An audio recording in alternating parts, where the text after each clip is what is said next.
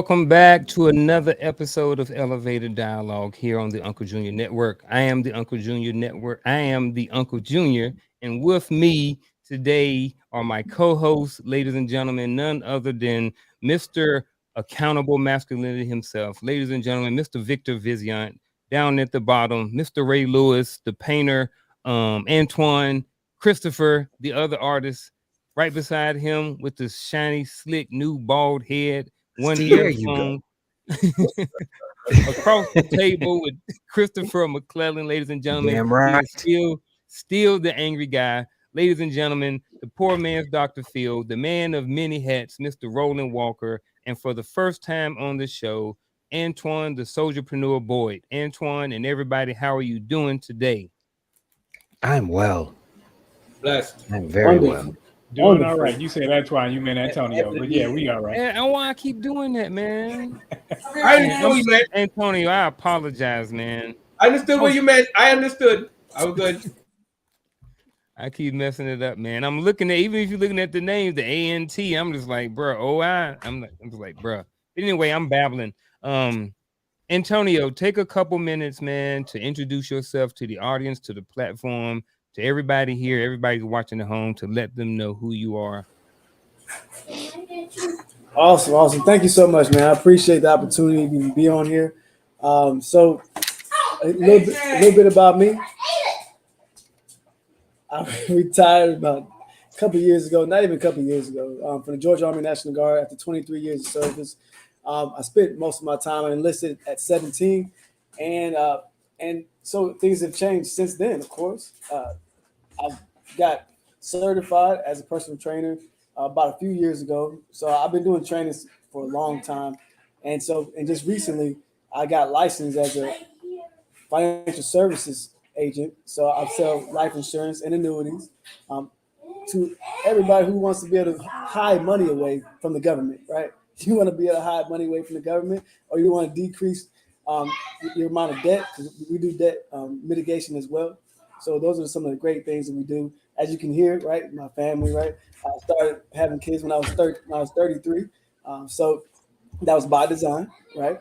And so I wanted to make sure that I finished my bachelor's and my master's degree.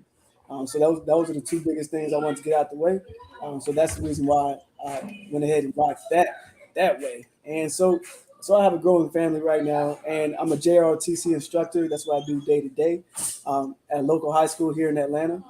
So I'm coaching, always coaching, and coaching is one of those things that has led me to my growth where I'm at right now. So I'm all about professional and personal growth. More importantly, developing the right mindset to be able to grow and to be able to build. And so that's my job as a mentor and a teacher to these young men right here. I have two boys, AJ and Chance, and I have a wife about 9 years right now. So I've been married. So that's pretty much the bulk of my time, and it's all about growth, man. That's why I think about life is all about growth, and that's what I love about this topic actually, because time is important. It's fleeting, ever fleeting. So what are we doing with our time? How are we growing? At what point do we turn it off? Do we turn it off, like you said, or do we keep growing? Do people just stop at a certain point in their age group, right? Or do people just keep growing, right? I think that's when I think of growth, I think of living. I think of growth, I think of living. Okay, son. Okay. Hey man, I appreciate that, man. I appreciate that. Again, welcome. Appreciate you being here. Coach, ladies and gentlemen, without further ado, he's finally here. Dwayne Dwyer, ladies and gentlemen, the only coach you will ever need, the mindset coach. Coach, how you doing today, brother? I'm blessed, man. I'm blessed. How's everybody doing? Doing well, I'm man. well. It's good to see you, Coach. Hey, it's good to be here, man. Out there dealing on the range all day today, so I had to come home and take a nap. Hey, you gotta do what you gotta do. Yeah, man. Hey, welcome everybody to the show. Everybody on the panel, all the men, everybody in the chat, everybody watching at home. We appreciate you for being here tonight. Appreciate all you do. Coach, I'm about to have you plug something in a second, so hold on. All right, so ladies and gentlemen, just in case you didn't know, I got this nice new shirt up here from the Empowering Perspective community. So I am just wearing it, but I can't do it justice by giving it an introduction. So I'm going to give Coach a couple of minutes to introduce this shirt and let you guys know how I got this shirt or how they can possibly get one for themselves.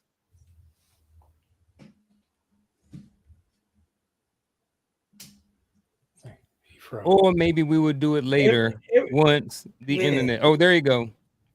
I don't know what's going on today. Oh shoot, they done got Coach. Bro, they got Coach, they got Damn, Antonio, got they got Vic. They got him. Hey, every time we try to do something at the top. Well, we struggle streaming today. Hey, AT&T, man. That's all I can say. Hey, no, I appreciate that, man. So the Empowerment Perspective community is easy to find. Just go on YouTube, type in Empowerment Perspective. Kind of like my brother Antonio, the soldierpreneur. Boyd, I hope I pronounced that correctly, brother. That's what Empowerment Perspective is all about. It's all about uplifting people, edifying, providing some clarity in a world that actually is promoting so much confusion that it's not even funny. Every Friday night at 8 p.m., we have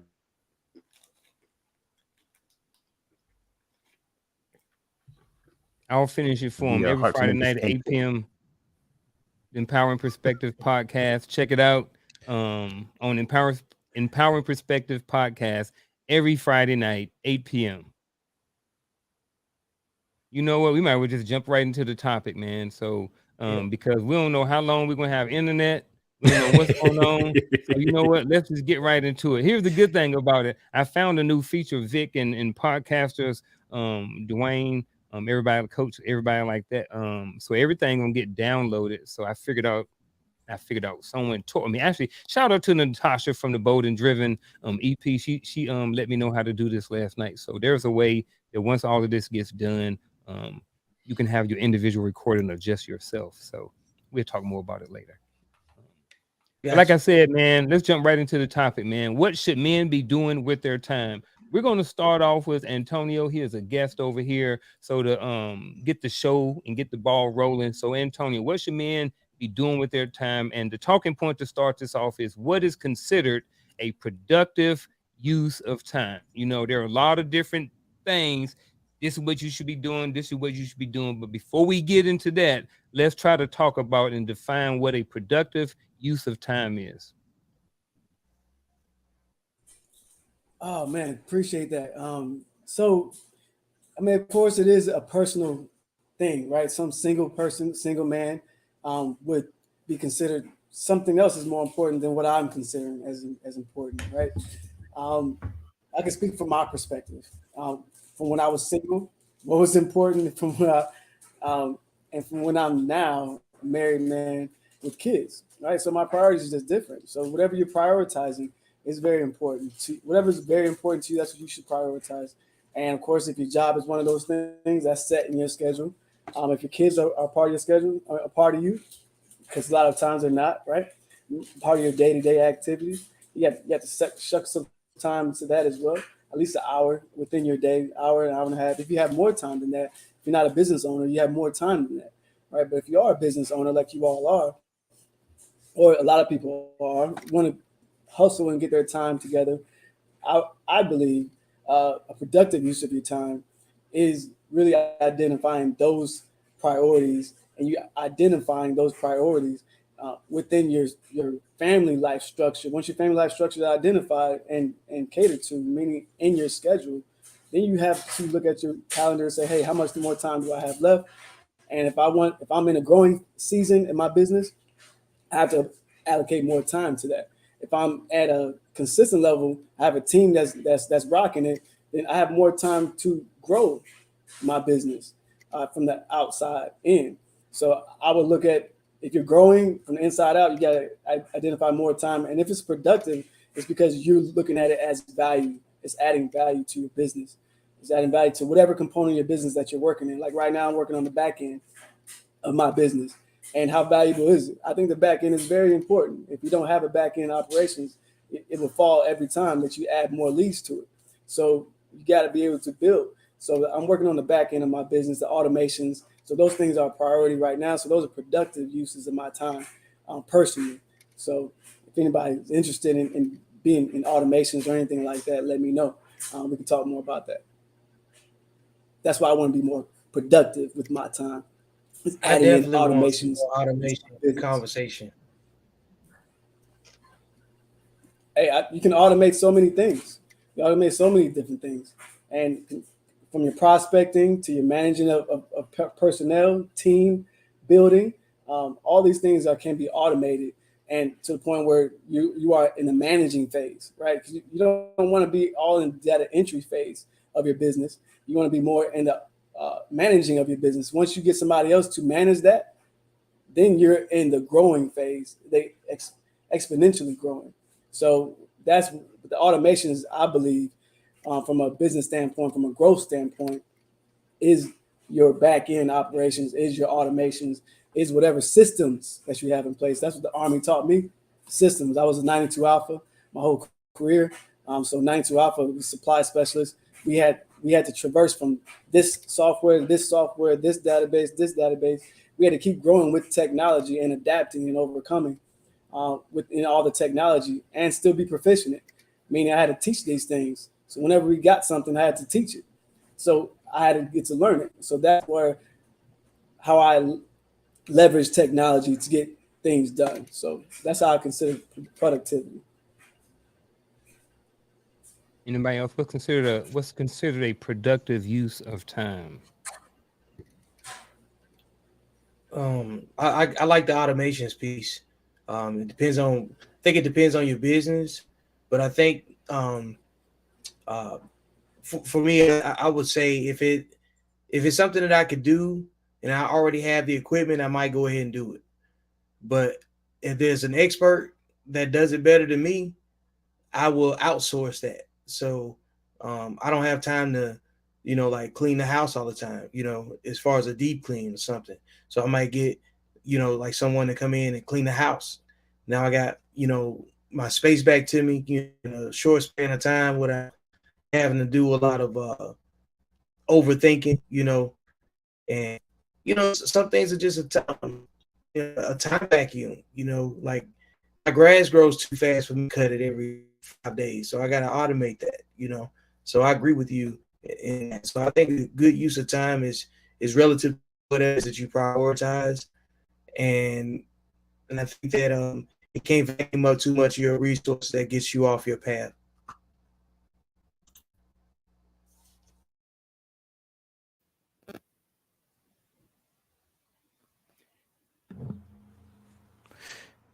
Now, when you ask this question, are you speaking as, are you asking it like,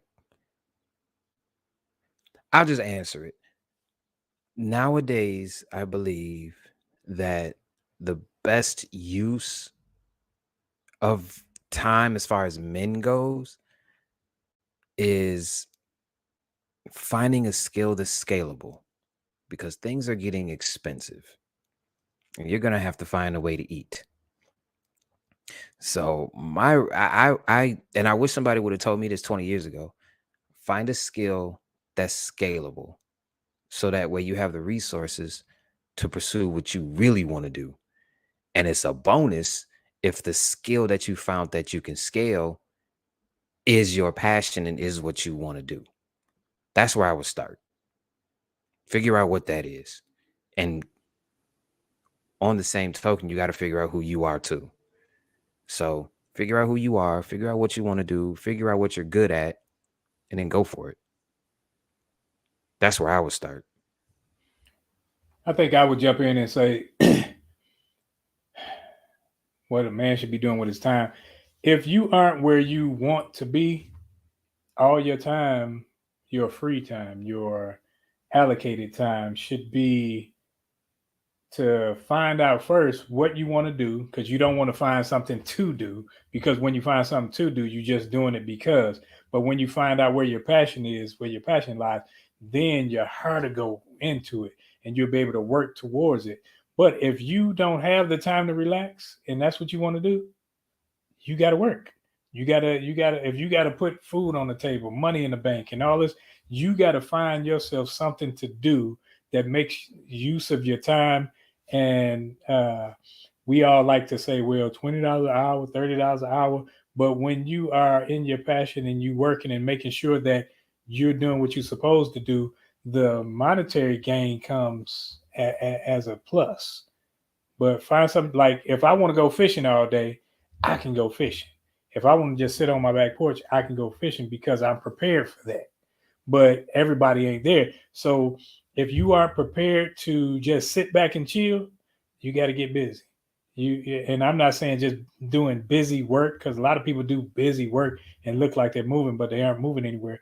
But find your passion, find something that you want to do, that you love to do, and push forward in it. That may be reading, that may be biking, that may be hiking, but whatever it is, if it brings you joy, do that.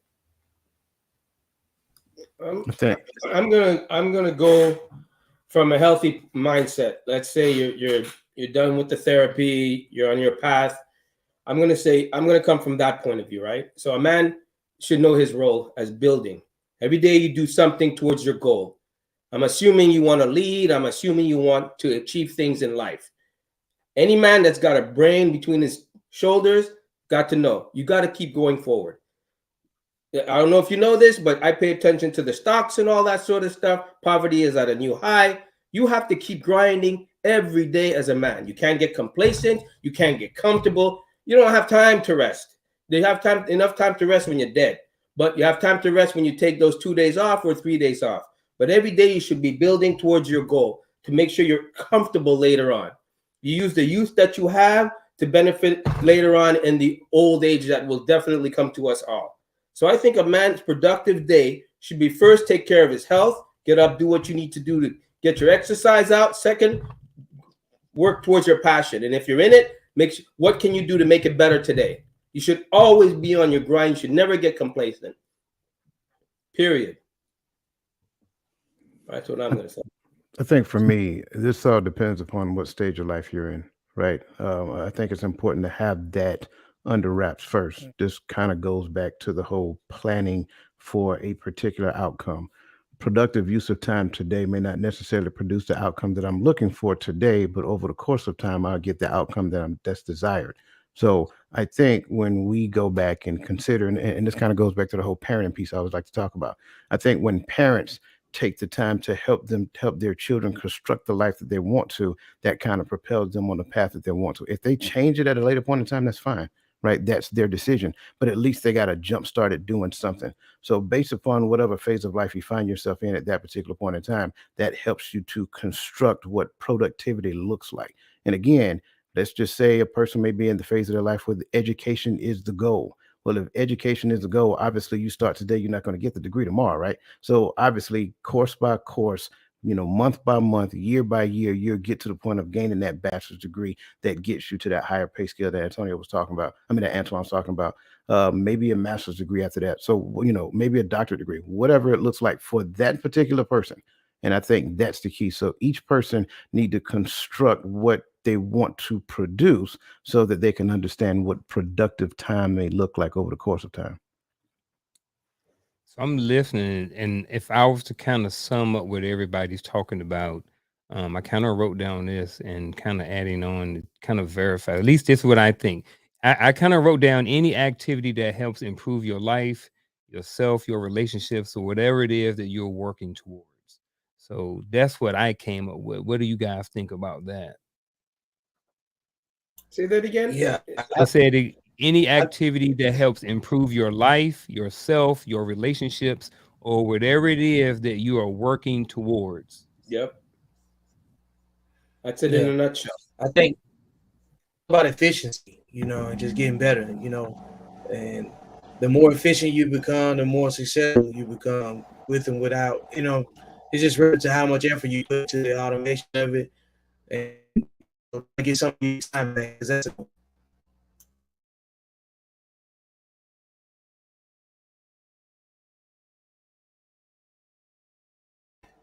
Dang, is it getting everybody?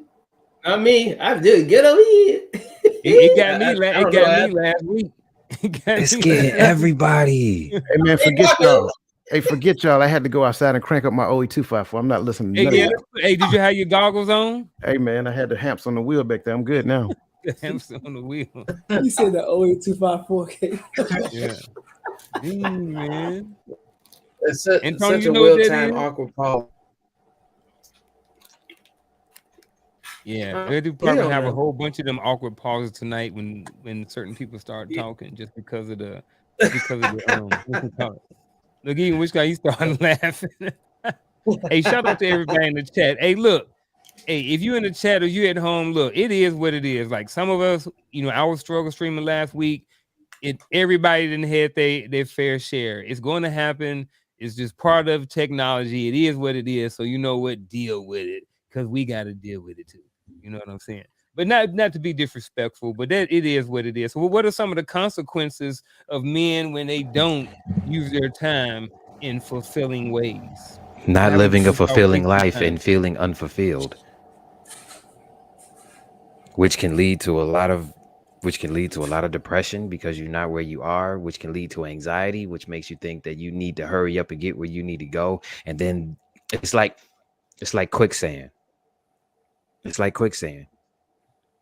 If you're not using your time in fulfilling ways, you kind of see yourself in quicksand, and You then it's see him like you rolling? fighting your way out of it.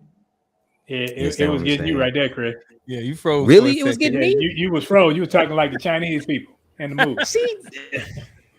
In the movie. Oh I my would say God. something. Is that what we're doing tonight? But Bruh. seriously, So I like had a you situation. I'm sorry. nah, go ahead. I got to understand when unproductive use of my time, the consequences was when I took a year off of football. I was a football guy. I watched football every day and basketball and all that stuff and all the newscasts and all that. And it was 1 year I said, you know what? I'm going to see how far I can get within myself, my own growth, if I get rid of this component right here for a year. And man, I grew so much. I picked up this book, the first book. Oh, you can't see it. Oh, there you go. That's the first book I picked up, right? And I still got it. I'm still reading it. Right? So I've grown so much that year, and I never looked back. And I I talk tell you about what, that that was book the all the best. time. I swear, it's the best book ever for me. From it comes down to growth internally, and so that's what I feel like. I mean, the consequences. I wasted so much time. I wasted so much time focusing on somebody else and their professional level, looking at them at this high level. Like, man, I'm way down here, but I'm looking. I'm staring at you, not looking in here. So the consequences, you can lose yourself. That's the consequence. I think the overall not being productive, not doing anything, and not having any real goals in life. I think that's just unhealthy. I mean, like, it's just unhealthy. What are you doing? There's obviously something wrong that makes you so debilitated to do anything. Like, what is it? And I think you need to find out. But it's definitely unhealthy, right? I mean, a plant can't survive without water. You gotta do something that stimulates the brain, gets you going, gets you curious. I think if you just stay like a lump on a log, I mean, you're gonna dry up and do what? And you're definitely not gonna have friends. You're not gonna interact with people. First of all, you can't afford to. Secondly, nobody wants to be around you because I don't know about you, but I don't hang around anybody that's an anchor, right? And I'm definitely not throwing you a lifeline if I know you ain't going to catch it. I'd rather watch you see ya. That's on you, not on me. That has nothing to do with me, right? And I'm definitely not dragging you. So if somebody's like that, throw them a number and say, get some help and move about your business because they got some serious problems upstairs. Gotcha. I think, for me, the consequences of men not using their time in fulfilling ways is not even coming to the conclusion of what their highest potential could be, right? You only know what you know within any given space of time. Once you start pushing your boundaries, then you realize, like, man, I could have done this a long time ago.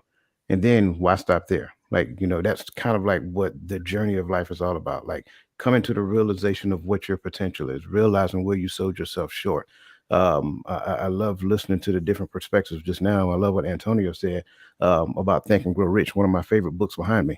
Um, But then it were other books as well. Like I read a lot of Dr. Joe Desperanza. Like he pushes those limitations based upon the things that you think. Like he pushes the mind, and I'm all about that because again, as a man thinketh in his heart, so is he. So when you realize that based upon your environment, based upon what your school system taught you, and all that other great stuff, then you will realize that you are limited by your thinking. So then when you start expanding your thought processes and start practicing those new ideas and those new thoughts that you're having, you'll come to the realization that, you know what, I could have been doing this, a long time. I could have been doing this earlier in my life. So as a older man, what we should be doing is challenging the limited thinking that our children have, right? Challenge them to step outside of their comfort zone, challenge so that they don't never get to the point of complacency. Because I think for me, that's the thing that scares me most of all is getting to the point of complacency. So I'm always challenging myself to do something more. If I find myself, to Antonio's point, if I find myself watching too much TV, then what could I have been doing instead of just racking up the couch potato hours, right? So I think that's the key, not coming to the realization of what your highest potential could possibly be. I agree, and I think, like you said, you started talking about kids and stuff like that. You see a lot of kids out here, and we see them like they're wasting their time. You know what I mean? They're on their phone the whole time. Every time you see them, all you see at the top of their head, you see this little white thing sticking out of their ear from up underneath their hoodie. You know what I mean? And that's how a lot of them walk around all day. And you's like, man, you see kids. He's like, I know this dude got some potential. He got it. He got this, but he won't use it because they're too focused on the phone or the games Now, one thing I will add, he might be listening to the Uncle Junior Network. or the Empowering Perspective podcast, or he could be listening to the code on audiobook. There you go. So Boom. I'm only sharing that because I know we can, of course, our generation, we don't really think too much of that, that digital intoxicating hypnotizing device that kids Dopamine. carry around. Yeah, exactly. Because in most cases they're probably listening to music or something unproductive until we actually find out what it is. So I say for us, True. let's not automatically assume it's wrong. Let's communicate with them and find out exactly what it is, and then try to steer them, not push, steer them in a direction. Say, look, I don't mind you listening to that, but take an hour or two to listen to this, or listen to this, or go listen to this book, or read this book, and let's talk about it at a later point in time. Yeah, I definitely get that. I also get the other side of that, right? So the other side of that is this. Um, what if they are doing something that, like, say for you got some kids out there and they're gaming, right? And they want to be a gamer. Well, the balance of being a father and trying to help and support their dream of being a gamer, along with them using their time in a productive way. So, it's some guys up here that have kids. So, what are your thoughts on, children who want, or anybody, children who want to push their dream, or like Roland said earlier about your heart, versus doing something that we as parents may seem a little bit more productive?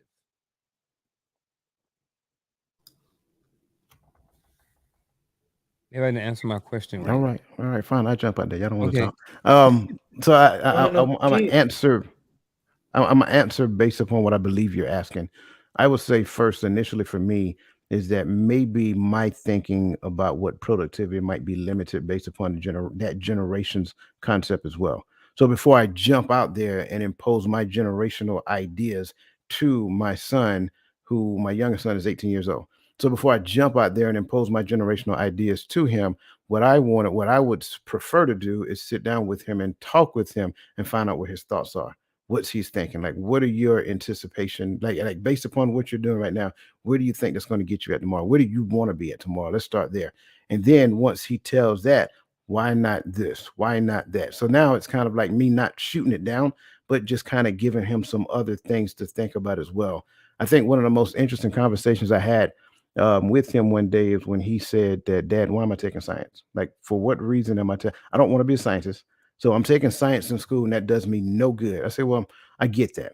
And I'm not saying that it's going to be the most empowering thing that you're going to use coming out of the school system, but it will teach you something. It will teach you how to look at things objectively. It will teach you how to make assumptions based upon facts, things of that nature. And I say those things will actually feed into your life. So all of these collective experiences that you have together will actually add value to you at a later point in time.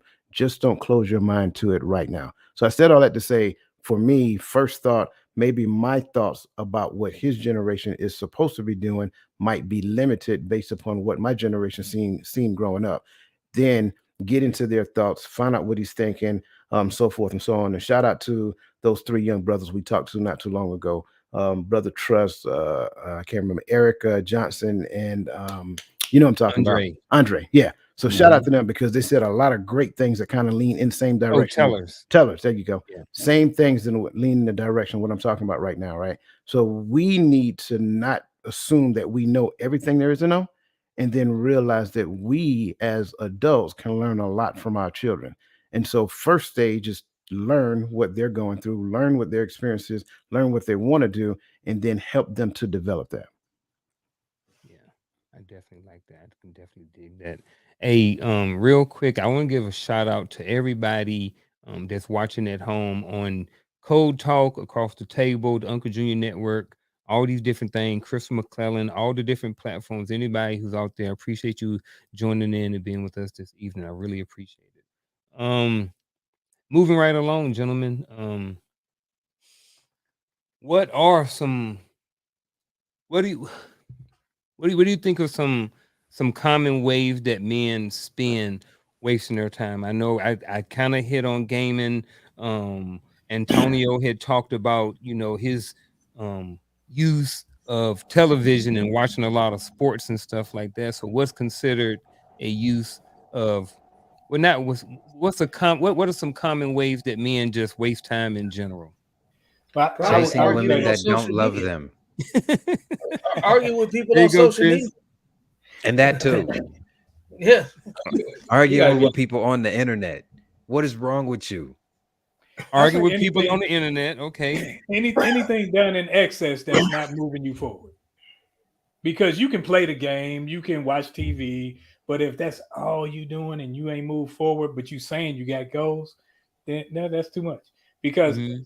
I think one of the brothers here, he talking about his Jonathan. He said his 6-year-old son wants to be a gamer, and that's fine. But I think what I would do is I would get him into a coding class and let him learn how to code because it connects him with the game so he now knows how the game works and he can start to build his own games. And if he wants to be a gamer other than just playing thinking I'm about to get this 50 G's because I won Madden on TV, you know, you get into coding and you can make millions. See, all right. So I work in, like I said, I work in elementary school, pre-K through 5. You can't tell some of these kids that they ain't going to be a YouTuber or that they ain't going to be a TikTok, multi-millionaire, influencer. You can't tell them that. You know But what I that was mean? So us playing sports growing up. yeah, there you go. Good, I good just knew point. I was going to be Good point. Deion Sanders. So how did our parents balance it, and how do the next generation balance it? Or do you just say? Because I've heard parents, I've heard dudes say, you know what, we don't have a plan B. I told my child to go 100% into football, even though he's 5'5", 103 pounds, to go 100% in football, right? And he 18 years old, and he ain't starting, right? And he is. right? So, and I mean, I'm just saying, I know I've taken it too far, but there are plenty of situations where parents have said that we're going 100% plan A.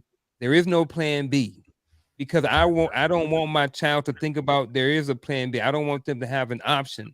I don't want them to think that there's something else out there that they can't achieve because it takes away from their intensity on wanting to get to the main goal. Well, you know That's what? the problem. I'm gonna say kids today need to be spoken to honestly because if they don't get it from you, they're gonna get it off the internet. Whatever you think you're not telling them, they're gonna find that information off the internet. Everything's available today. from sex ed to everything. So you really got to look at it. If your kid goes off track, that's because he has another guidance that it ain't you. Right? His other guidance is when he goes to school and he's got his laptop, or he's got his phone, or he's got his circle of friends. That's where he's getting information. So parents have to be honest with their children today, right? Truth hurts. I mean, my father was always honest. He's from the islands. I told when I was coming up, and all my brothers were taller than me. My brother is 6'1", my other brother is 5'10", right? The only one that's short in the family is me. And I told my dad, you think come on, how come I haven't sprouted yet? He told me straight up. He goes, son, you ain't going anywhere. That's it. I'm telling you like it is. So you know what you're gonna have to do? You're gonna have to make up for it with money. You're gonna have to make up with it with money. Looks and height goes out the window and you're standing on your wallet. Over it. I knew it was coming. You ain't gonna be an NBA player. You're not. You're a great martial artist. Love it. But you ain't gonna be no pro boxer. You're not. You're not gonna be no Bruce Lee. You're not. He was always honest with me. And he always made me focus on my goal, which was art. He said, you love drawing so much. Make a name for yourself. I'm not saying he didn't want me to follow art because, you know, he knew about the starving artist, which is true. So I studied marketing and things to help my art. But he was always honest with me. My dad was, and I loved him for, and let me tell you, love hurts. Truth hurts, man, when it comes like cold. He wasn't sugarcoating it. He wasn't saying, well, you know, you're really good. Don't worry. Just stick with it, man. He wasn't doing none of that shit. He pulled me aside and said, no, your brothers obviously come from my side. You just happen to come from your mom's. That's it. And I think parents need to do that. I mean, I'm not saying you have to be cold, blunt, and dish, but you have to be honest and you have to set goals that they can achieve so they feel some sense of accomplishment. They're not coming home after the game crying to you because they didn't score A, B, or C or do what they needed to do. And I think if you're like that and you be realistic about their goals and you see potential, you kind of like point out their positivity, point out where you see their growth, where you see you know what, you have a chance at this. I mean, come on, man. 5'5" football. Man, son, look at the size of that guy on the field. You really think you're going to eat your Wheaties and get like that? You're lucky if he doesn't sit on you. You know, and I want you to come home to me because that kid's going to break your back. So get out of football. No amount of pads is going to save you from getting crushed. That's all I'm saying. You can enjoy the game. You can be a good bench warmer, maybe catch a ball here and there and get a trophy out of it as a team sport, but you ain't gonna shine. I mean, let's be real. You know, I mean, they're lucky if they see you at 5'5", you know. I mean, today these kids are coming out of school 6'1", 6'2". I'm looking at them going like, God damn. You know what I mean? I'm gonna need a bodyguard for my kid. That's how I see it. What you got, Antonio?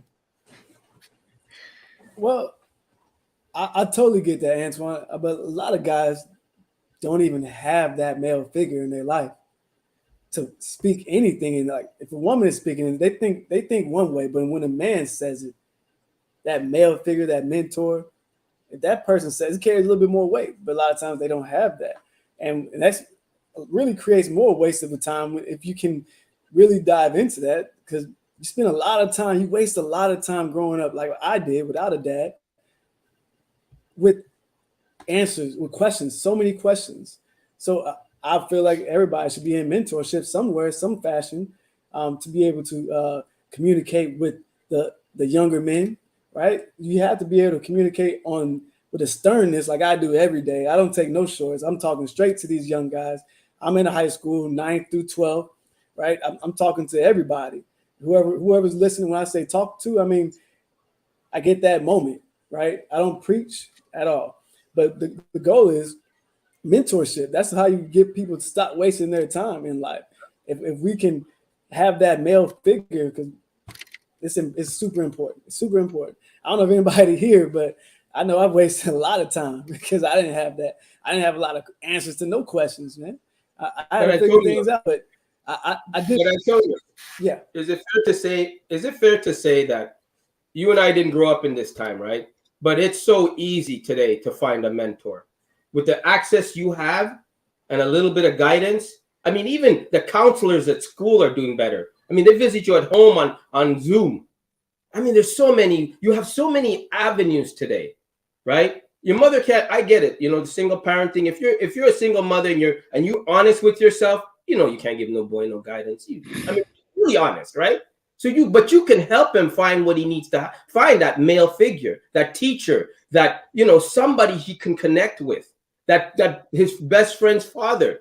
You can help him find that male figure he needs that is a positive influence. That's all I'm saying. They have the access today, not like when we did. I mean, everything was a phone. Today it's on your thing. We have to actually dial, right? Let's be real.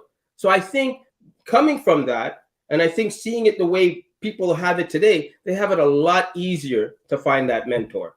We have to at least agree on that. It also depends on where you're coming from. I Because agree. if you're coming from an inner city, you don't have the opportunities as you would when you're outside of the inner city, and the people that you look up to already simply because they are the hierarchy in the neighborhoods or the community are the drug dealers, the gang members, and things like that. So you aren't always steered in the right direction. So and neither were your parents. So sometimes it's a plight that may need a push from some outside forces. Right.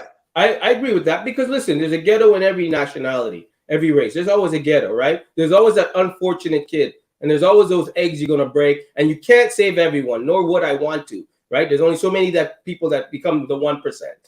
You know if you're going to become the 1% or not. But I do believe, and I say it again, and I keep saying it, as much as people say the inner city is this and the inner city is that, it's not as bad as it is. All right? It's not as bad. Yes, it's bad. Yes, it's bad, but you have more access to the outside through school. And as crappy as those computers are at school, you have more access to the outside to get help. That's all I'm going to say. I agree with you to a certain extent, but I think when you already have learned biases and things like that are already intrinsic in the mentality of the children, so they won't reach out for that. They'll just be thinking, "Oh, I play Madden all the time, so I'm gonna be a gamer," or something like that, or I'm gonna play sports, because that's all you think, that's all you see, and you learning everything from your radio, your TV, and those things that are there to destroy your being, your manhood.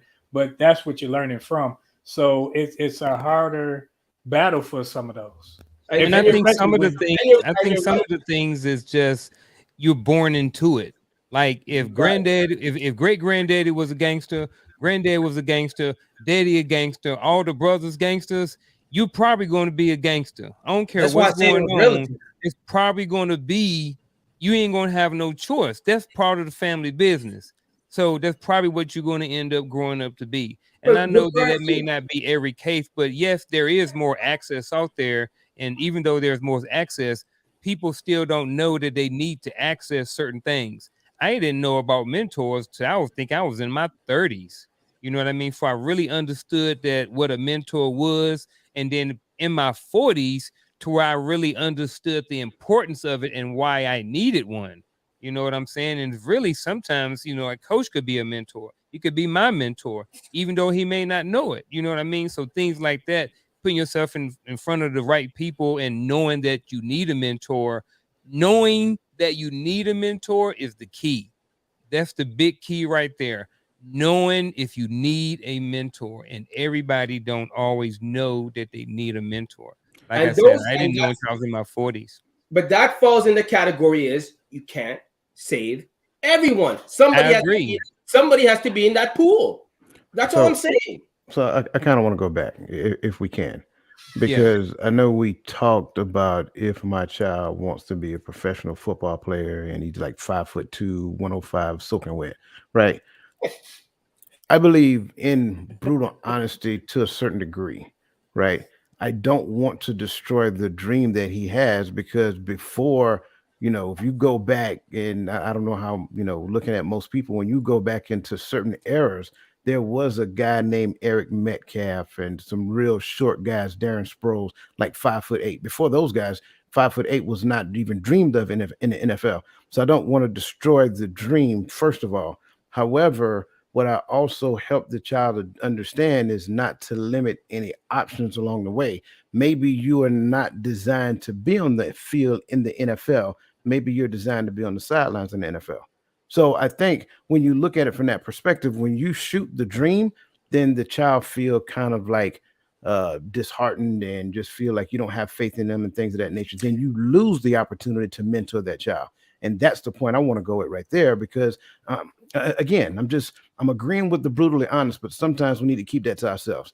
And But- we just need to empower the child where they are and realize that a lot of things in their life involves the mistakes that they're going to make en route to the destination that they choose. Because when you inject, you interfere with that lesson. But I'll just the only thing I'll say against that is I'm not going to teach my kid about delusional or about being delusional. I'm not going to go down that path and say, listen, buddy, Spud Webb was a great basketball player, but how long ago was Spud Webb? I mean, it's great to have him on the wall as a poster, but Spud Webb wouldn't survive today in the NBA. But what you have to understand. But all I'm saying is I'm not gonna feed the delusion into his dream. I'm not gonna do that. I'm gonna say, listen, I want you to enjoy the game. I want you to see how far you can go. But at the end of the day, son, make sure that 6 foot guy that's 10 ain't sitting on you, because you got one spine, and I'm not paying the bills for that one spine that you gonna break. Right. No. What you have to understand is it's delusional in your mind. I just got finished talking about limiting beliefs. So when you impose your limiting belief on your child, you're injecting delusion into that child. That's the thing you have the difference between the two. Yes, the difference between limiting belief and taking the limits off of your belief. That's the thing we need to understand. That's just, and again, I'm not trying to convince you of it. It's just something to consider, right? And I'm with you. I understand about delusion, but sometimes the best lessons learned are found in the mistakes that people make. Yeah, I just don't want him to think he can fly and jump off a building either. Listen, man. Listen. The worst thing that you can do to these kids is destroy their dreams because you can't see yourselves doing them. That is the worst thing you can do to these kids. You cannot do that, man, because we are in a new era. These phones, like Antoine said, there's so much information out there, and these phones have literally everything on it. So if this child decides that he wants to be a gamer, or if this child decides that he wants to be a football player at 5'3", 130, there are ways that he can do that. He does not need your limited belief set thrown upon his goal set, because then he'll start to think, damn, the one person that I'm supposed to come to for everything doesn't even believe in me. So what do I do now?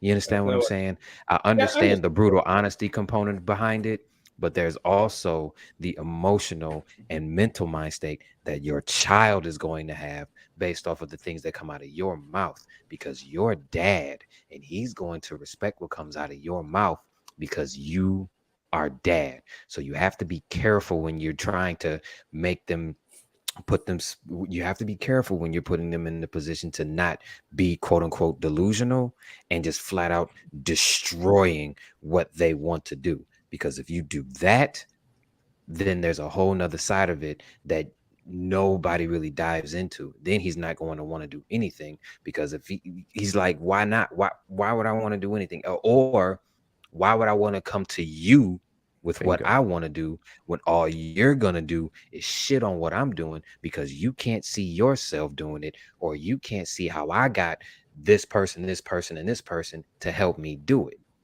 You understand what I'm saying? There's a different side to this that people don't understand. Hold on, hey, real quick, Antoine. I want to hear from Antonio. He has a 6-year-old and an 8-year-old. So both boys. So I'm interested in hearing what your thoughts are on this conversation. Well, I definitely have a conversation. I would say one of the most men waste their time is by being angry. All right, being angry, and that's what he was just talking about. Being angry. If you start that ship going forward, what I would say to that child, or would say to anybody else that's angry, hey, let's start writing this stuff down. All right, step by what we're gonna do. All right, so you want to do this? All right, this is what's gonna require. This, right? We start planning out. Hey, this is what we're gonna do. Are you ready to do this? Because this is what it depends. This time commitment, this body structure, got to focus on this. All right, you ready to build it? All right, let's go. Let's go to the gym. You ready to be a basketball player? My son wants to be an NBA basketball player. I love it. Yeah, let's do it, man. Shoot, okay. Well, you know, to be an athlete, you got to drink more water, right? You know, to be an athlete, you got to eat better, right? You know, as an athlete, you got to work out, right? Are you ready for that? These are the things that we have to dive into. And for me, talking about being angry, you could be angry about all types of stuff. Go, like I could be angry doing stuff. I gotta still focus on building him up. He want to be a ball. Be mad at him, whatever. He's not cool. I got you.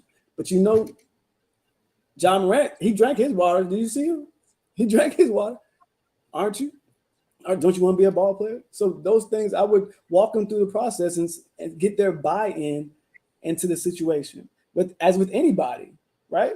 I say Victor said he want to do this, he want to do X, Y, Z. I'm like, all right, well, you want to do this? Cool. Let's do this. Let's see what it's going to take. What is it going to take? Like you're talking about properties, right? You want to be a real estate agent, huh? You mad because everybody making money around you? All right. This is what it's going to take to be a real estate agent, or this is what it's going to take to buy a property, be a property owner, be investing, blah blah blah blah blah. Everybody wants these multiple streams of income. This is what it's going to take. You ready for this? Right? I'm not gonna crap on your dream, but I'm just going to show you. Hey, this is what you're going to have to do. You ready for it? Plain and simple. First of all, I never said to destroy a big dream. I said be realistic with it. There's a difference. I'm not saying I'm going to go and tell him the hard truth. I'm going to build on it. Of course, I'm going to encourage him to do what he wants to do. First thing I'm going to tell him is, okay, let's find out the requirements. Let's find out what you need. I'm going to bring him down to reality, right? I am going to bring him down to reality because I'm going to say, hey, what are the requirements? Just like if he says, I want to be a pilot, I'm going to say, well, knowing right off the bat, that's math. So I'm saying to him, I said, hey, you know what? That means you got to do good in school with your math. Let's figure. I'm going to encourage him to where he wants to go. But at some point, I'm going to say, these are the requirements, son. Where do you see yourself fitting in this bunch? That's all I'm saying. I'm not saying to destroy his dream. You know what I mean? I'm just not going to take him down the path of delusion, right? I'm not going to do that. I'm going to be realistic with him, but I'm going to encourage what he wants to do. And I'm going to build him up to the best of his ability. And that's what you should do. So basically what you're saying, Antoine, is, and the reason why I'm asking this question is because what you just stated is what's missing. What you just said was, if your child comes to you and says that you want to do something, you're going to help him map it out so that way he can get it done, or to see if he even wants to do it. Am I hearing that correctly? Yeah. Okay. That's why I said, wait. That's why I said what I said, because a lot of parents nowadays don't do that. It's either one or two things. They either try to live vicariously through their child, or they shut their child down because they can't see themselves as the parent doing it. What you just said is what is missing in our community. And that's why I said the worst thing that you can do is shit on the kid's dream. These kids need encouragement. These kids need guidance. And most importantly, these kids need focus, especially these boys. Listen, I believe in that, but I'm just telling you straight. I'm going to tell my kid the hard, cold truth. I'm going to tell him A, B, and C. And I see nothing wrong in that. I'm not going to feed his delusion. I'm going to encourage him, but I'm going to feed his delusion. And I think parents need to be like that with these kids. Because if I'm telling you now, if you don't be straight with him and honest with him, he's going to hear some crap out there that he's going to say, whoa, no. And and I'm not, listen, I get it. You know, the whole, the statistics show it, how many people come from single parent homes. Nobody has a dad and all that. I'm sorry. Whatever. But you know what? There's mentors out there. And if I was anybody, I would seek that. Because that's the first thing I think any child should do if they don't have it at home. And if I'm the single parent, I would encourage that. Right? I think you should encourage that. Period.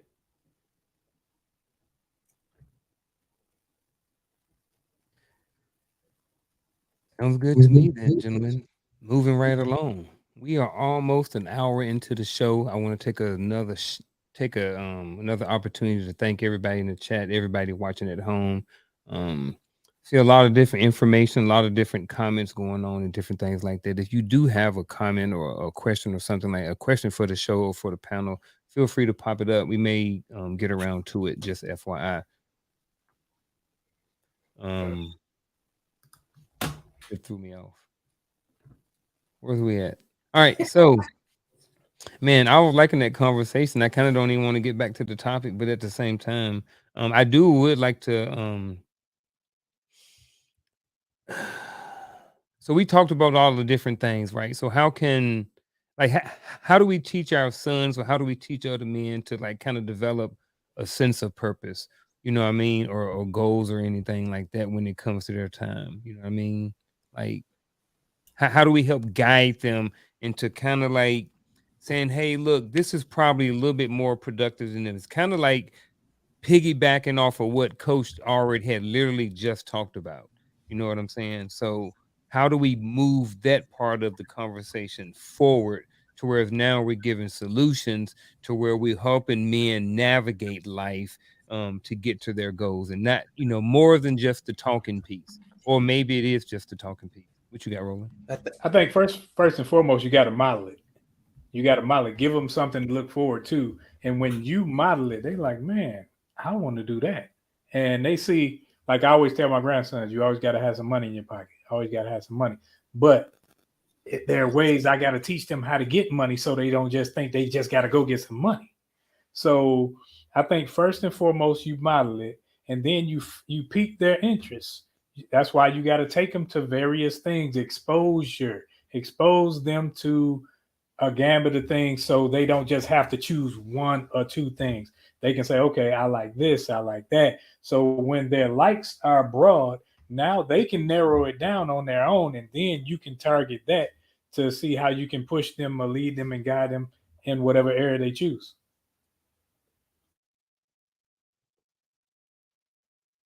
I think they gotta have variety, so you can find out if you're good at multiple things.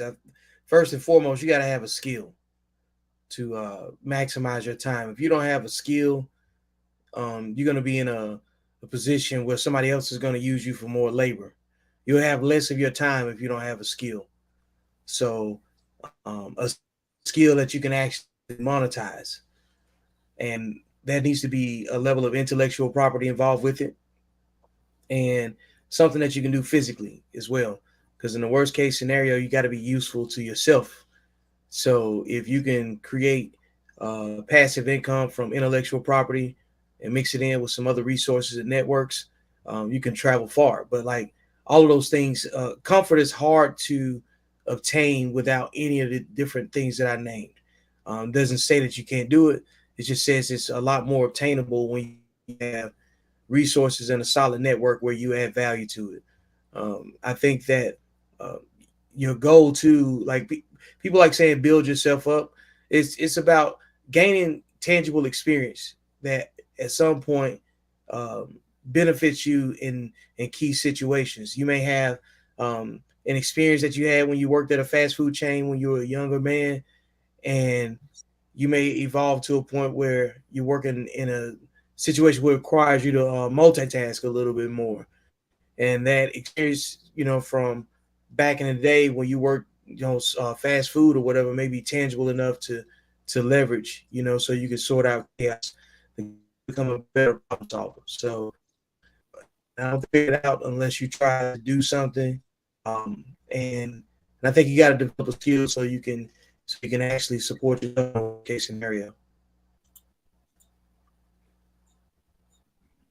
I think it's going to sound kind of reminiscent of what I said previously. I think sometimes, and I'm not disputing anything that anybody said before I say this. I think sometimes we need to recognize that my prior experience may not necessarily be the thing that my child springboard off of.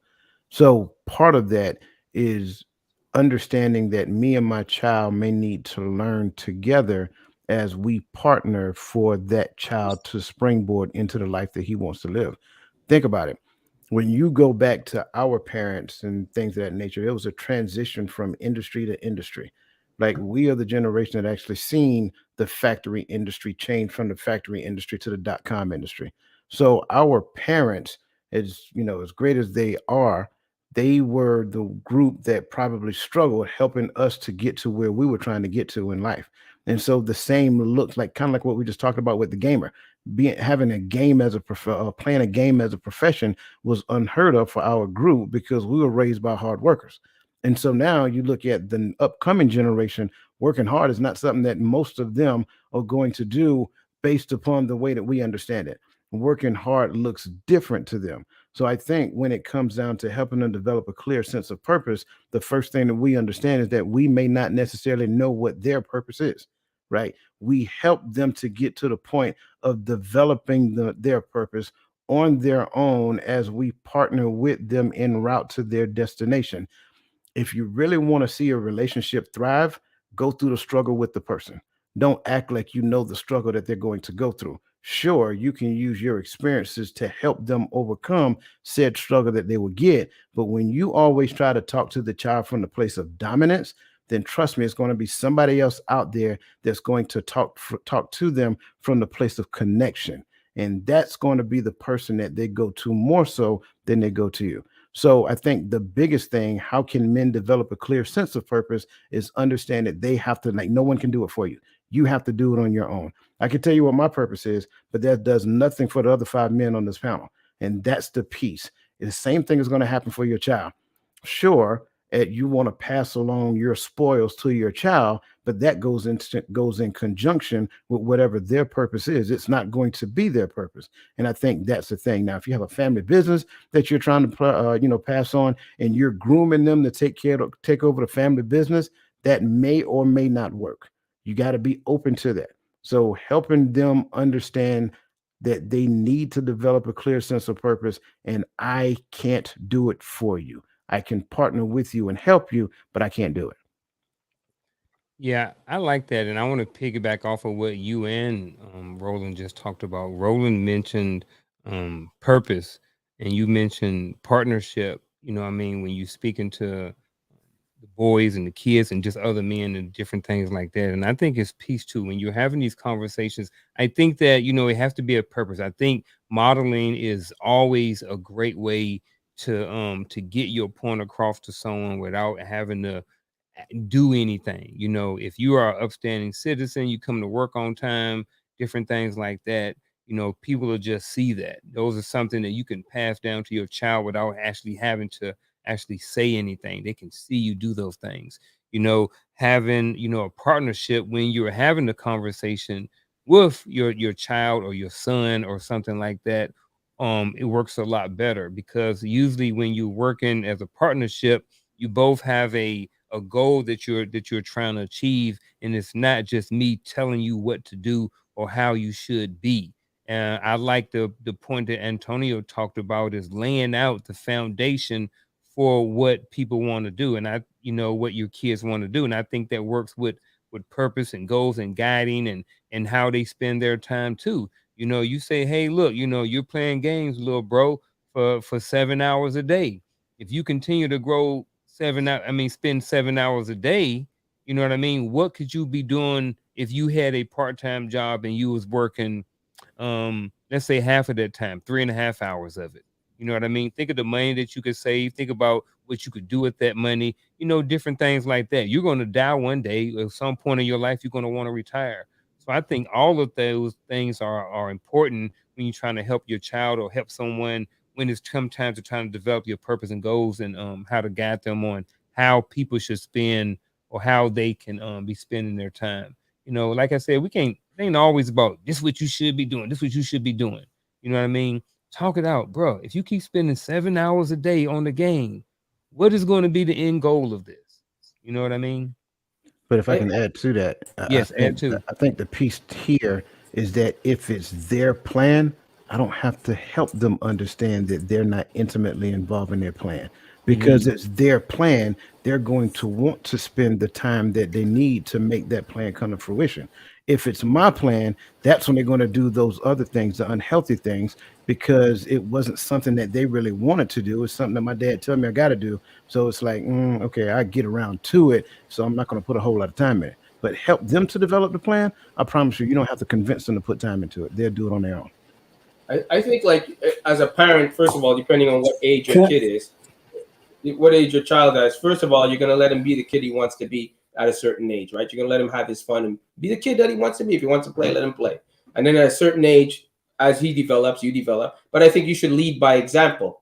right? You really need to be that role model and let them see what you're doing and mimic your actions that are positive. And I think that's very important as an influence on a kid, right? Because I looked at everything my dad did, everything, and I'm like, oh, and you know, to be an artist, you have to always be freaking honing in on your skills. To be anything technical, you got to be honing in on your skills. And I think that you have to set these goals and set these boundaries and let them know this is how it's done. This is a road plan. You can go off of it, right? You can go off of it and do what you feel you need to do. But I'm telling you, you lay the foundation of the road plan of how it should be. If they want to experiment in their own, listen, there's 1,000 ways to paint something. I'm only going to show you one way, and you can come up with your own style after that. That's it.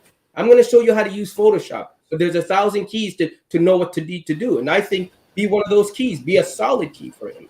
That's all I'm saying. As the child is growing. Now, when he gets to a certain age, he's going to want his own wings. Sorry, buddy, you're going to have to let him fall. He's going to have to learn. There's something called tough love for a reason. And too many of these kids are growing up pussified today that you're looking at them going like, did you not play in a playground? You got hit. So get up, dust yourself off and get back in there. You want to be the best, then act like the best. Get back in there. And I think sometimes you need to enforce these things. But you need to be the role model. I have in reference to developing a clear sense of purpose and goals. You guys mentioned purpose, partnership. Whose plan is it? I say, what's your passion? What's your passion? And so, to develop that passion, my goal is to build that house, build that structure that can help them develop whatever their passions are. Right? You're talking about basketball. I need a basketball court in my house. I need a basketball court. I need a green room. I need a huge media room. That's what I need. And I believe everything is marketing, right? You said that, right? Who was that said that? Antoine, you said that. Marketing, right? So we talking about how to get yourself out there. If you want to grow yourself, grow your business, why do you think they're investing all their time and all this data that they're looking at on their Instagram or TikTok? Is somebody's marketing. They're marketing. So how are we marketing our kids? How are we developing that opportunity for them to market and developing their passion? So because those two go hand in hand. As you said, Antoine, those two go hand in hand. Your passion and how you can build that passion to letting people know who you are and what you do. So I want to help them identify their passion and help them grow that passion. There you go. That would help them with their goals and developing that clear sense of purpose, because they have to be able to make sure that they are doing the right things. That's feeling good. I think everybody has said that before. All right. If it feels great, do it. If it doesn't feel great, don't do it. Man, Antonio, mind you, I don't have kids, but I have a damn good example of how to raise one based on how my dad raised me. That's the only role model I can go by, right? Because you see a lot of kids out there without a role model, with a single parent thinking they're doing a better job. Just because you gave birth to a kid doesn't make you a good parent. It just makes you had a kid. Just because you planted a seed and all of a sudden you got a son makes you a good parent. No, that's when the work begins. You just happen to have a biological kid until that happens. What you instill in him is the parent part. That's all I'm saying. So a lot of these people that talk like, oh, you don't have kids, you can't talk on kids. I don't. But I do know when I do have one, how I have a perfect example of how to raise one, because I came from a perfect parent to a nuclear family, both parents together. Yeah, they had mistakes and all that. And if I was a single parent, believe me, I do the research and the homework to become a good one. Antoine, I agree with you. I think that most people start off. I think that if you don't have kids, a lot of us, we start initially parenting like how we were parenting. I think as you have kids, we take certain things from our parents, we take certain things from our experiences, we take certain things from the way that our spouse was parented as well. Because you got to think about it, when you're parenting, there may be two different parent styles coming into the house. Yes, you have an agree, you talk about it, blah, blah, blah. But things change. Not saying anything. I totally get it, totally understand where you're coming from. And I understand that you do have a perspective, and your perspective is from someone who doesn't have kids. You know what I mean? And there's nothing wrong with that. That's your perspective. That's your reality. And I totally 100% agree with it. At the same time, I want to move for. Oh, you got something, Chris? Before I move, No, I was gonna say he does have that standpoint, but he also has a standpoint of coming from a two-parent home, and we don't have that. yeah, You understand what I'm saying? So he has that aspect of it too. So yeah. That's a his lot of the reality. Everybody up yeah, here, this is all our reality. right. That's why I get you, Antoine. when he speaks about how his family came up, I listen because I never had that. So I wonder how it would be like if my dad were to actually come and sit down with me and say, "Hey, son, I know you want to do this, but you're better at this. So let's do what you're better at, but you can still do this." You understand what I'm saying? Like, so like when he speaks about the dual parenting thing, I listen. And I can understand that he wants to take some of the things that he got from his dual parent home and implement them into his own upbringing when he has children. You understand what I'm saying? So I get it. It's just it's just that his experience isn't a lot of ours. You understand what I'm saying? So I get it. I'm always open to listening to new experiences. Absolutely, 1,000,000%. I want to throw a curveball in there. So what was anybody up here? I like to go around and honestly, because we always talk about being solution based. What was one of the biggest wastes of time in your life? Don't say marriage, coach. Chasing women that didn't love me. I'm gonna say that I'm again. picking, coach. Hey, coach, I'm reflecting. No, for real. You said, all right, so for you, Chris, it was chasing women that didn't want you. That was your one of your biggest waste of time. Yes. Chasing women that did not want me or did not have intentions that were conducive to my growth or our And growth. I and kind of how did that like I said it again. Go ahead. Oh, and I was going to say a follow-on question is to this is how did that affect you, or what did it cost you? Time. It cost me time. I don't care about the money. It cost me time. Time that I can't get back. Time that if I would have taken this is why I love the book Think and Grow Rich. If I would have taken all of that energy that I used to chase a woman that didn't want me and put that towards a goal, boy, listen, no offense, but if I would have done that 20 years ago, I don't think I would be sitting here. I'm gonna be honest with you. We be watching you. Probably. I'm not gonna hold you. And that's not arrogance.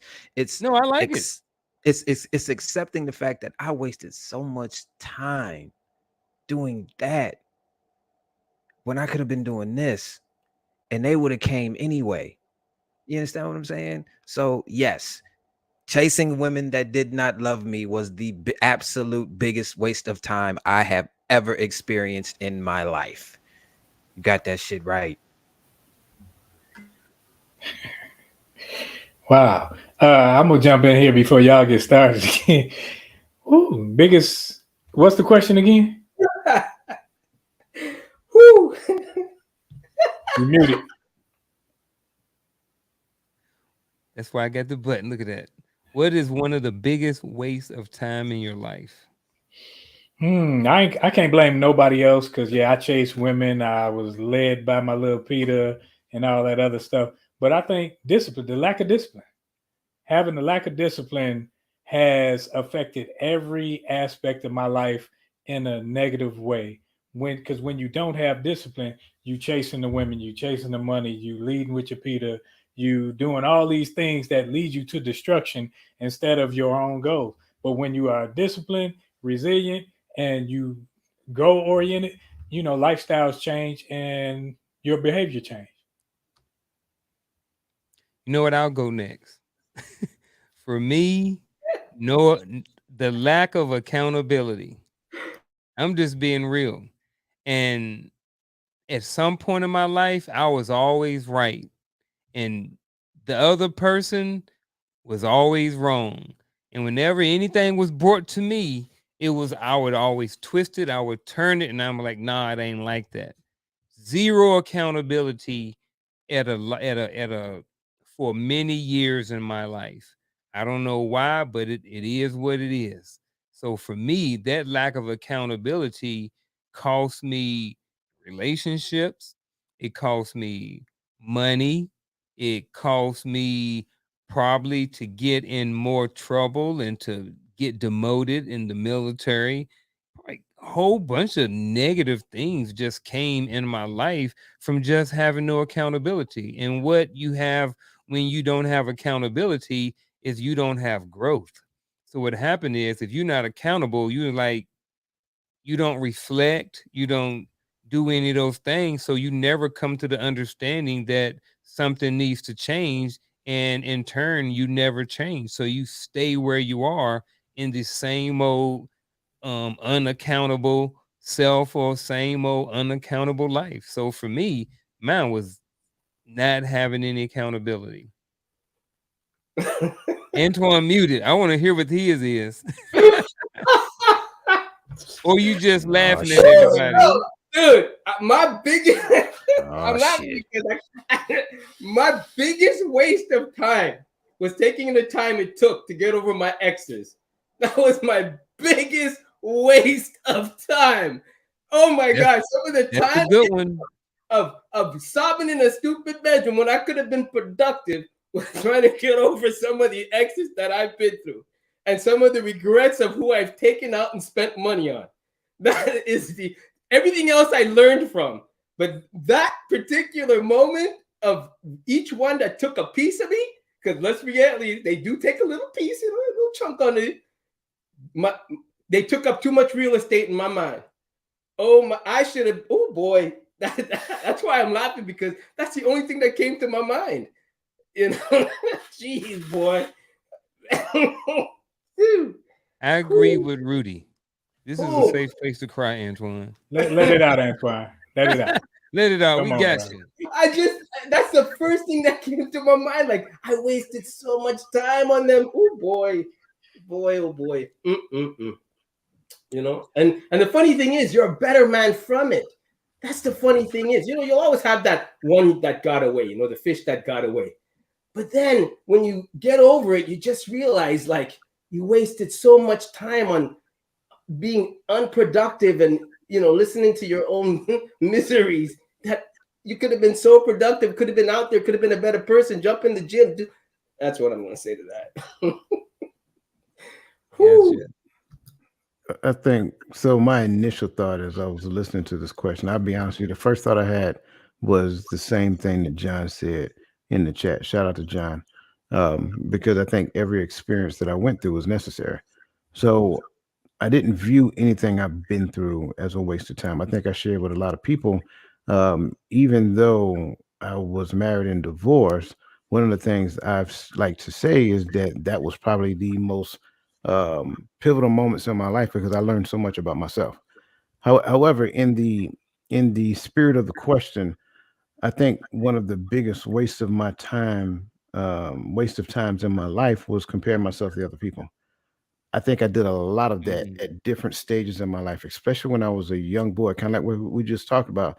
Um, when I was a young boy, looking at other people who had both parents in the house, then as I got older, I realized that just because you had two parents in the house don't necessarily mean they were good parents. They were just your parents. So I think when we look at it from that perspective, I think that's the thing that helped me to realize some things as I progressed and moved forward. I started looking at what other people were doing after I graduated high school as well. Like some of my peers went off and started doing stuff like this. And I'm in the army, right? So it's like, man, these people went out and they got college degrees, and I'm out here being all you can be. So I was doing a comparison thing. And then I got to a certain point, I stopped comparing myself to other people. And the only person I compared myself to was the person I see every time I looked in the mirror. Once I started doing that, then it was more meaningful and productive conversations that I now have with myself. So my biggest waste of time again is the comparison trap, comparing myself to other people. Totally get that. I think a lot of us probably go through that, man. Vic, it may have some technical difficulties, but he's in the chat, man. Appreciate you. He said one of his biggest waste of time was clubbing. Man, I want to say that, but also to play on what Coach was saying in the experience piece, I bonded really good with my homeboys at the club at the same time. You know what I mean? He Like was drunk. it was, yeah, that was true too. All things are true. Those are trauma bonds. Yeah. Hey, they maybe they were trauma bonds. Yeah. Yeah, hey Vic got a couple more, and then I want to hear from you, Antonio, whoever else had went and said what their biggest waste of time is. Vic said spending time with the wrong people. I can see that. He also said arguing with the people that do not have the same experience or understanding. He shout out to trauma bond. What you got on this, Antonio? Well, I enjoy growth so much that look backwards, it's like, man, it could have been better if you would have just learned how to ingest the book, like really ingest the book. It wasn't until I became a part of this multi-level marketing company. It was several years back when I forced myself. I'm a team player, so I gotta read this book. And at that point, I committed myself to growth. But I definitely wish that I would have committed myself to growth because I know I wasted a lot of time. So I mean, there's a lot of situations, like you said, Coach. Every situation made me better.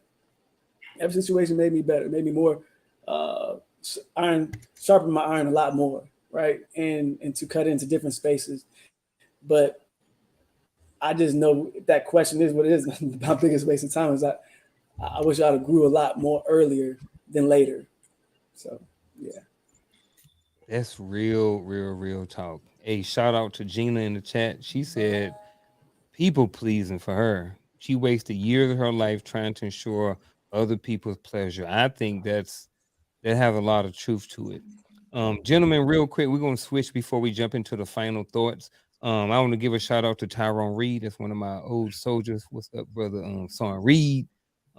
He said he want to touch on how a father that didn't grow up with a dad should lead his son an example. That's an easy one. With someone without a dad. Yeah. Can I There say? you go. Can I didn't grow up with Anybody that. can I have address two it, but boys. when you address it, because he specifically said someone who didn't grow with a dad, when you make your reference, just because he may not know everybody up here, just let them know, your upbringing, mother, single mother, whatever like that, when you speak. That way he'll know. Well, I'm a product of a single mom home. My mom remarried and her Tyrone, husband was I would trash say and really didn't teach me anything. So I'm going to say what I would do, since you didn't have an example. I would do everything that your father didn't do for your son.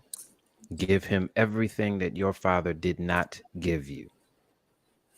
Whatever is missing, put that into your son because he's going to need it. I'll just leave it at that. I would say Tyrone. I'm a product.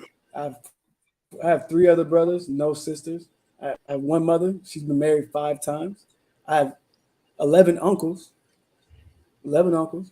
None of them was a mentor to me, right? That's what and so how to lead your son is what Chris he just said. So the focus is to be better than you saw growing up as a father. Be better. You have to read. You have to those experts in there done that. If you can't hear them, you got to read from them.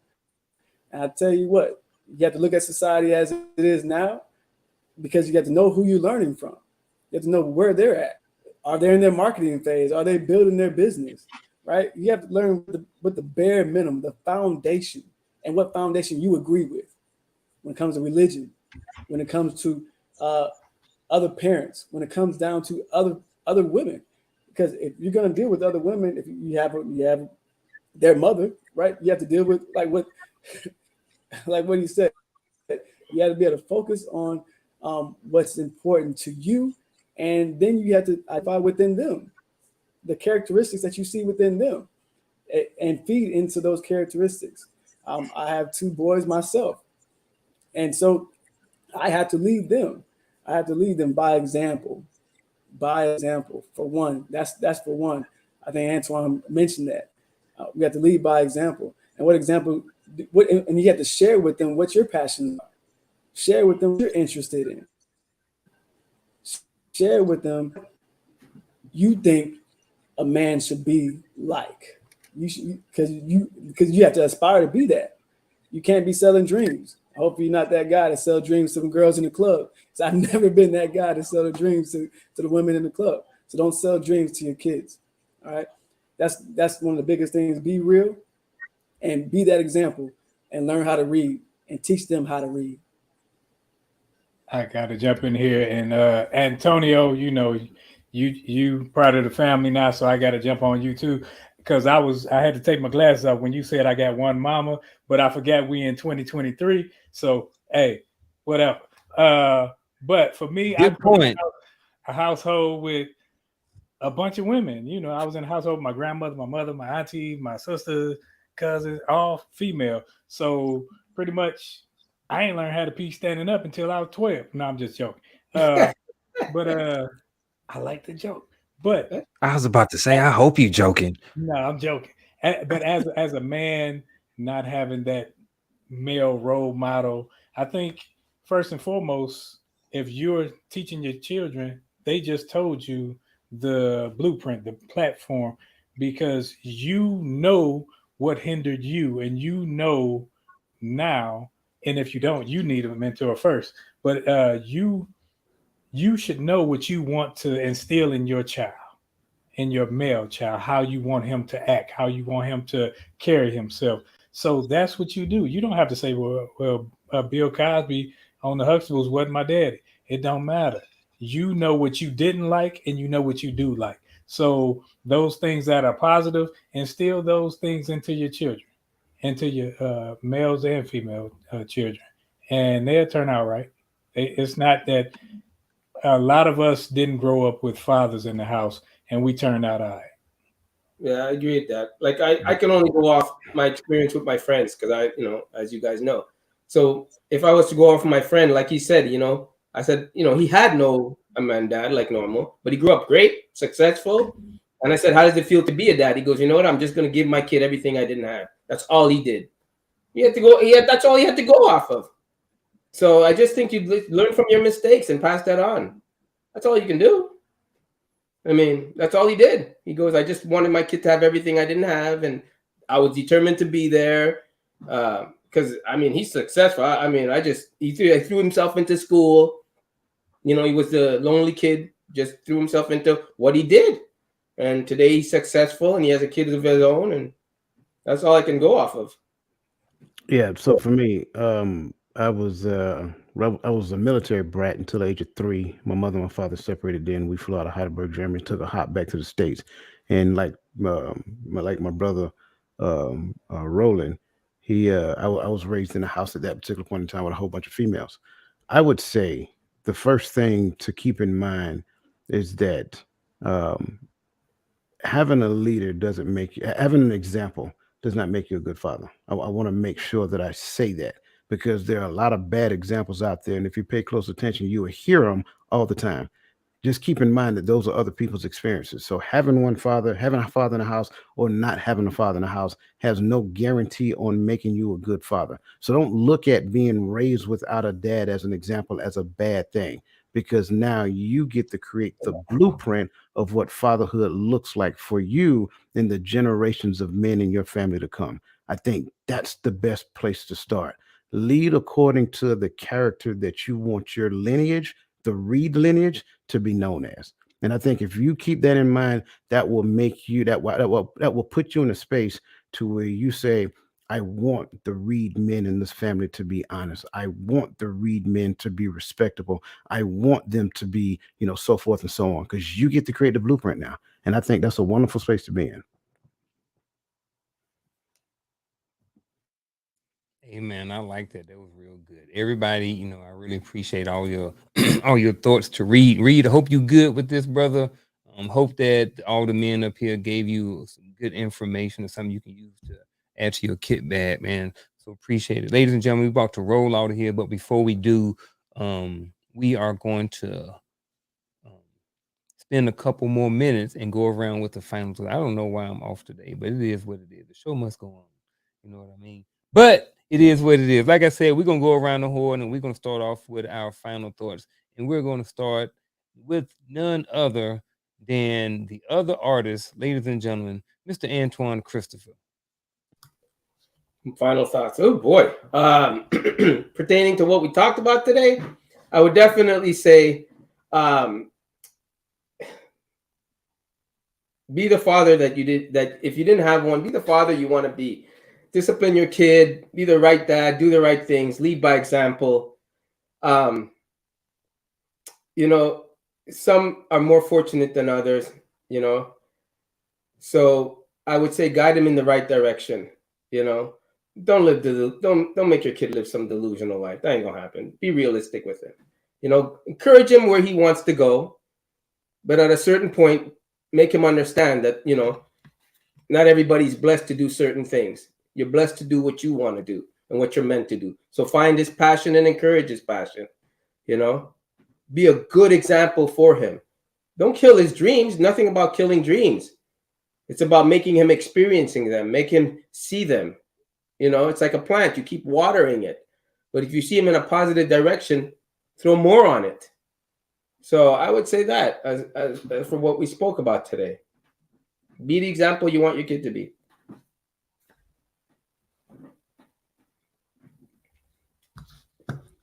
Wake up, Antonio.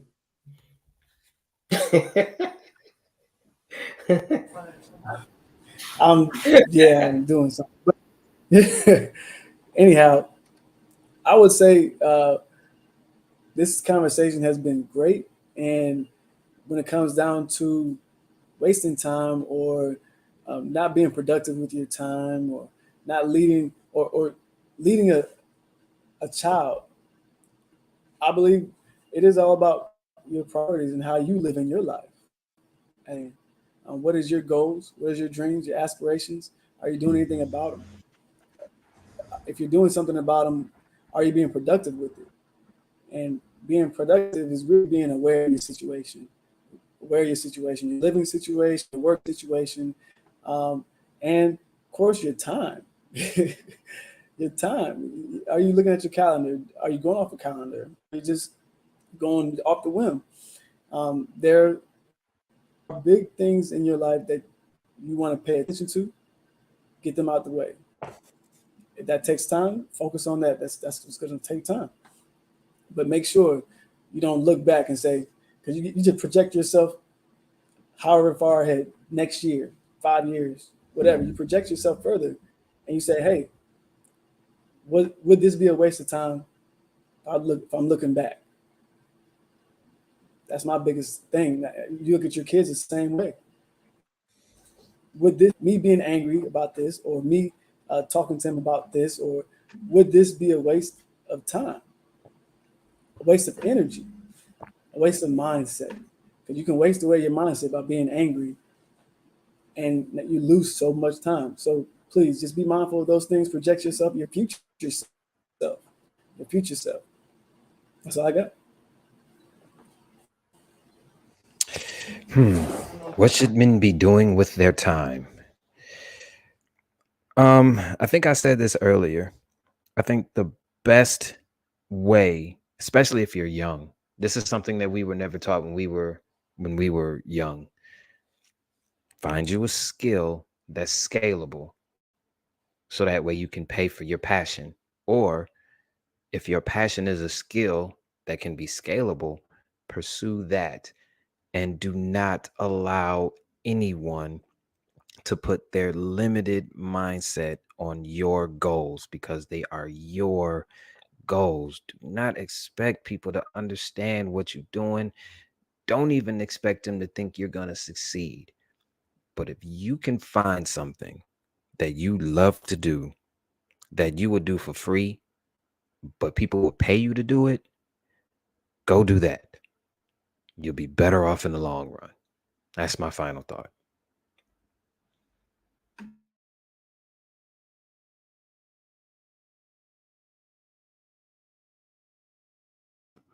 So my final thoughts is going to be very simple. Everybody kind of gave their book plug tonight, so I want to give mine because I think this kind of helps to create the understanding that I want to speak on. And so the book that I have for this evening is "The Obstacle Is the Way" by Ryan Holiday.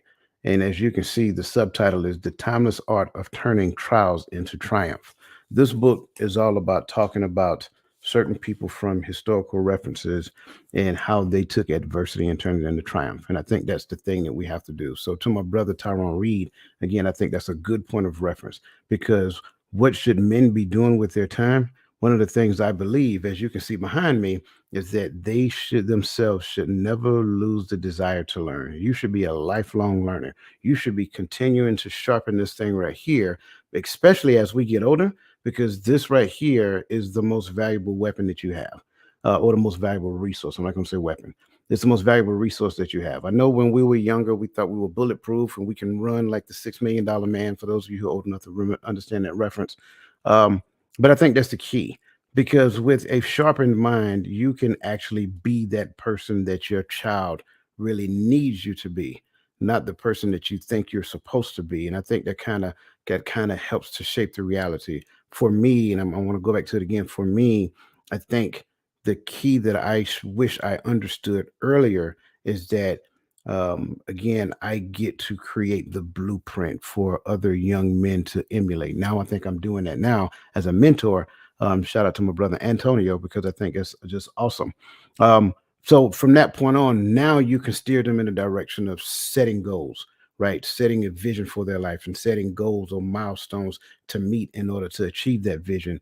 You can get to the point of helping them to develop a plan, like we talked about, to reach those milestones, so forth and so on. And again, help them to understand that it's okay to celebrate accomplishments. I think that's important to understand. I think a lot of times what we tend to do is we get so fixated on the fact that we got this task and this task and this task, and we become so task oriented that we forget to be human. So help them to appreciate the human experience as they're going through it. And I think for me, you got to get to the point to where we don't continue along the line of task accomplishments, because again, one of my favorite sayings that I'm saying a lot more these days is you have to remember to be a human being, not a human doing. Wow. Everything that they said. I mean, what men should be doing. You should either be finding your purpose, working in your purpose. And I know that sounds kind of cliche, but when you expose yourself to different things and you find like, man, I really enjoy this, I enjoy that, and certain things you want to put to work, you want to actually do something in that field, that's where you find your purpose. That's where you find your being, as coach just said, be a human being, not a human doing. And when you get to that point where you can sit down and find purpose, never forget to enjoy yourself. Time is wasted on people thinking too much, people trying too much. Sometimes you just got to sit back and enjoy the fruits of your labor, enjoy your children, enjoy your time while you're here, because at the end of the day, the next second isn't promised. So everything that they said, and finding your purpose, and enjoy the process of just living. Hey, gentlemen, I appreciate everything that you guys said. But before we go, we're about to roll out tonight, gentlemen and ladies, and everybody watching. But before we do, make sure you guys hit that subscribe button, like the video, and share it with someone you think could benefit from it. I also thank you to all of the Wolfpack members here tonight. Thank you to everybody who joined today's episode, and a big shout out to the Most Elevated Chat on YouTube. Don't forget to check out the other different podcasts. Check out the description if you want to get in contact with us about anything. And we will see all of you back next week, 7 p.m. Eastern Standard Time, for another great episode of Elevated Dialogue here on the Uncle Junior Network. We are